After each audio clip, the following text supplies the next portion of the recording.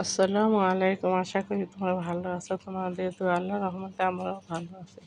তাহলে আপুরা আজকে আরেকটা নতুন ব্লগ শুরু করলাম। আমার পাশেই থাকো, দেখতে থাকো। আজকে আপু এই যে দেখো আমাদের গাছের লাস্ট আম পাড়া।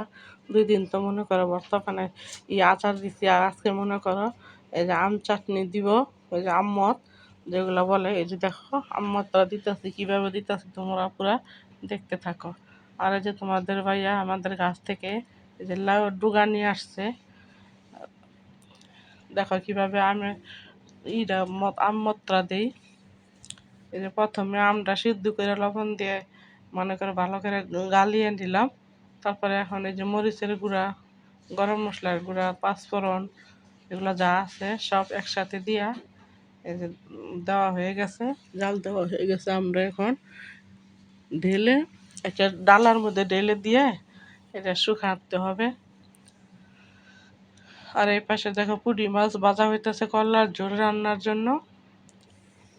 এই যে করলার ঝোলটা বসায় দিছে। দেখো গরমের মধ্যে আপুরা বেশি বেশি করলার ঝোল খাইবা, ভাল লাগে করলার ঝোল তরকারিটা। আমাদের গাছের করলা।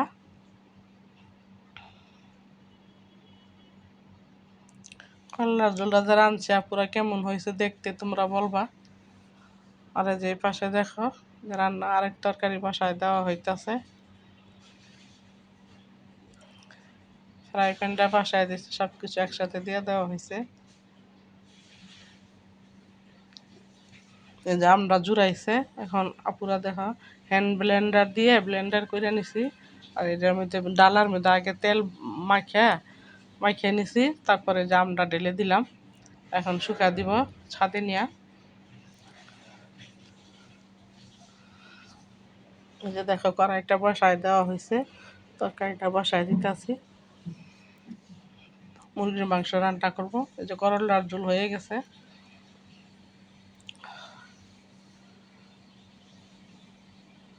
এগুলো এখানে সোনালি মুরগি আপুরা। ভাবলাম দুই একটা আলু দেই, আমার নাতি আলু পছন্দ করে, এই জন্য দুইটা আলু দিয়ে দিলাম। এই যে কষানো হয়ে গেছে, এখন ঝোলগুলা দিয়ে দিলাম।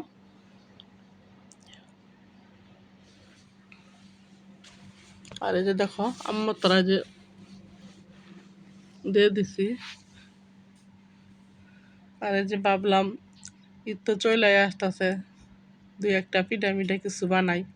এই যে দেখো এই যে পাতা পিঠা বানানো হইতেছে, কলা পাতায় বিছিয়ে দিয়ে যে বানাইতেছে পুরা। পুরা আমার ভিডিওটা যদি ভালো লাগে, দেখতে দেখতে যদি ভালো লাগে আমাকে একটা লাইক, একটা কমেন্ট, শেয়ার করবা। এই যে দেখো পাতা পিঠা বানাইতেছি।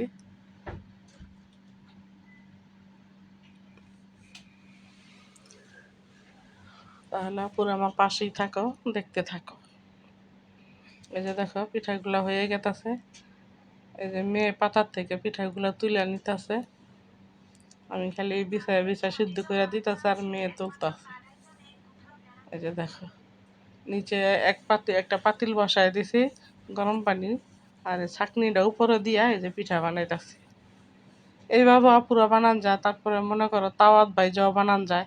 এভাবে দিলেই সুবিধা, কারণ তাওয়া দিলে পুরা টুরা যায়, কালো দেখা যায়, কেমন দেখা যায়, ভালো লাগে, ভালো দেখা যায় না। এই জন্য আর কি পাতা দিয়ে সিদ্ধ করলে পিঠাগুলাকে সুন্দর থাকে, সাদা দবদবা। এই যে দেখো আমাদের আম্মত, আর এই যে ঈদের তো আইসা পড়ছে, এই যে পিঠা বানাইলাম কয়টা।